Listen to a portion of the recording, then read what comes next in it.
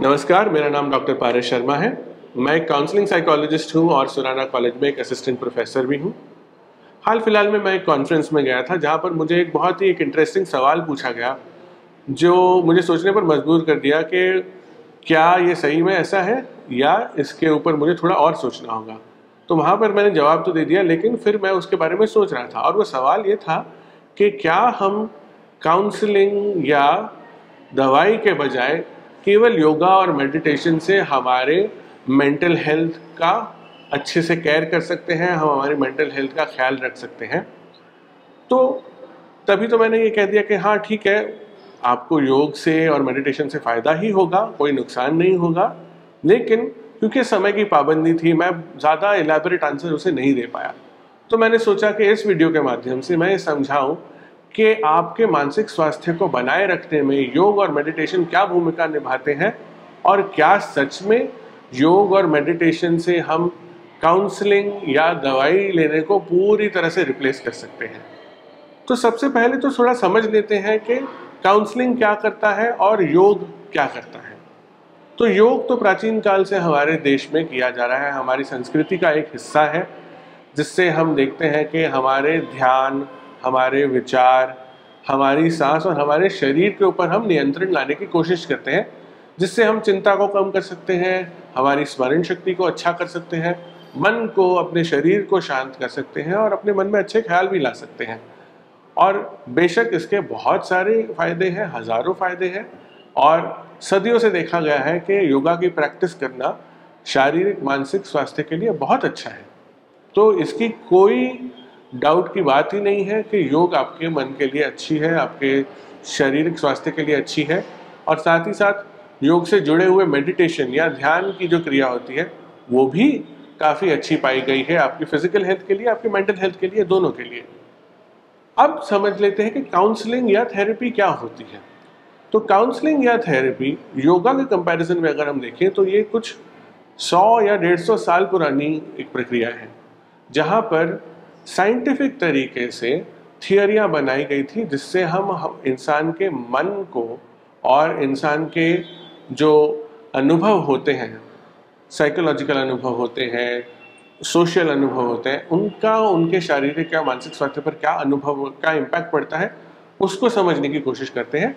और कुछ हमने ऐसी प्रैक्टिसेस, ऐसी कोई थेरेपी हमने डेवलप की है जिससे हम इन तरह के जो प्रभाव हुए हैं, चाहे वो बचपन में उनके ऊपर प्रभाव हुए हों, चाहे वो उनके वर्तमान ज़िंदगी में हुए हों, इनको हम कैसे सुधार सकते हैं, इनको हम कैसे ठीक कर सकते हैं, इसके लिए जो प्रक्रिया तैयार की गई है साइंटिफिक तरीके से, उसे हम काउंसलिंग या साइकोथेरेपी कहते हैं। तो दोनों जो चीज़ें हैं, एक तरह से हम कह सकते हैं कि सेम बातों को एड्रेस करने की कोशिश कर रही है। योग भी हमारे मन को शांत करने के लिए कोशिश करता है, हमें हमारा ध्यान, हमारी स्मरण शक्ति को सुधारने में हेल्प करता है। और काउंसलिंग और साइकोथेरेपी का भी यही एक उद्देश्य है कि आपको मन की शांति मिले, आपको ऐसे सवालों के जवाब मिले जो आप सोच रहे हैं कि मेरे साथ ऐसा क्यों होता है, मैं ऐसा क्यों हूँ, मैं ऐसा क्यों महसूस करता हूँ। तो एक तरीके से हम कहें तो दोनों के उद्देश्य एक हैं, लेकिन उन दोनों में फ़र्क भी है। सबसे इम्पॉर्टेंट और सबसे पहला फ़र्क ये है कि योग और मेडिटेशन जो है वो मानसिक रोगों का निवारण करने के लिए, यानी मानसिक रोगों का प्रिवेंशन करने के लिए एक बहुत ही अच्छा ज़रिया, एक बहुत ही अच्छा तरीका है। रेगुलरली योग और मेडिटेशन प्रैक्टिस करने से ये पाया गया है कि मानसिक रोग को प्रिवेंट किया जा सकता है, यानी कि इनके होने से पहले ही इन्हें रोका जा सकता है। लेकिन अगर आप पहले ही मानसिक रोग से ग्रस्त हैं तो क्या हम काउंसलिंग और दवाई लिए बिना ही इसी की ट्रीटमेंट कर सकते हैं?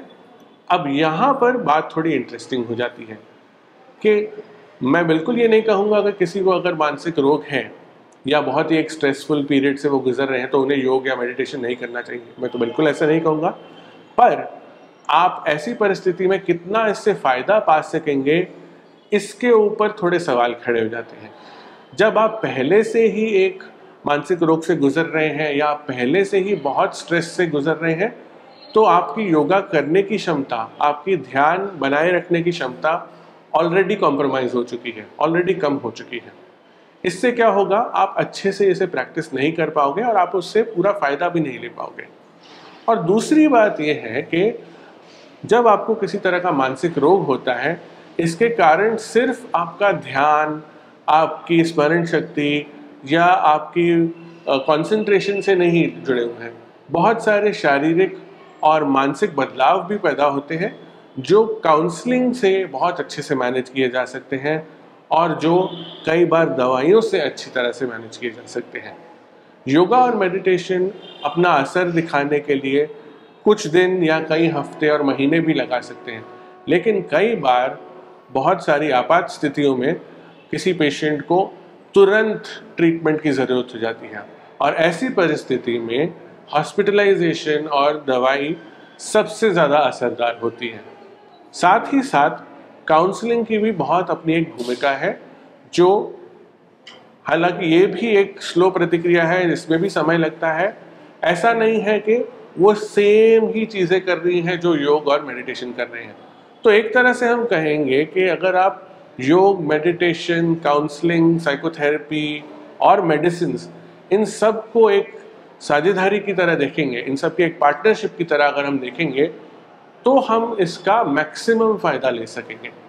तो बात ये नहीं है कि जो वेस्ट की प्रैक्टिसेस है वो बेहतर है या जो हमारी प्राचीन संस्कृति है वो बेटर है। दोनों के अपने अपने फ़ायदे हैं, दोनों की अपनी अपनी जगह है, और अगर हम दोनों को साथ में लेकर चलें तो आपकी ज़रूरत के अनुसार, आपके प्रॉब्लम के अनुकूल इस सिचुएशन को अच्छे से मैनेज किया जा सकता है। और आखिरकार सबसे इम्पोर्टेंट तो यही है कि आपकी जो समस्या है उसका अगर अच्छे से समाधान हो रहा है, तो मुझे लगता है ये ज़्यादा ज़रूरी है, ना कि ये आइडिया कहीं बाहर विदेश से आई है या कि हमारी संस्कृति से आई है। हर एक संस्कृति में अच्छी अच्छी चीज़ें हैं जिसने एक दुनिया को अच्छा बनाया है। हमने भी बहुत सारी ऐसे योगदान किए हैं और बाकी दुनिया ने भी ऐसे अच्छे अच्छे योगदान किए हैं। तो इन सारी चीज़ों का जो मिश्रण है वही हमारे लिए सबसे फ़ायदेमंद होगा। और इसी ख्याल के साथ मैं आपके लिए आज की ये इजाज़त लूँगा। आशा करता हूँ कि इस जानकारी से आपको फ़ायदा होगा और अगले समय तक धन्यवाद। Thank you.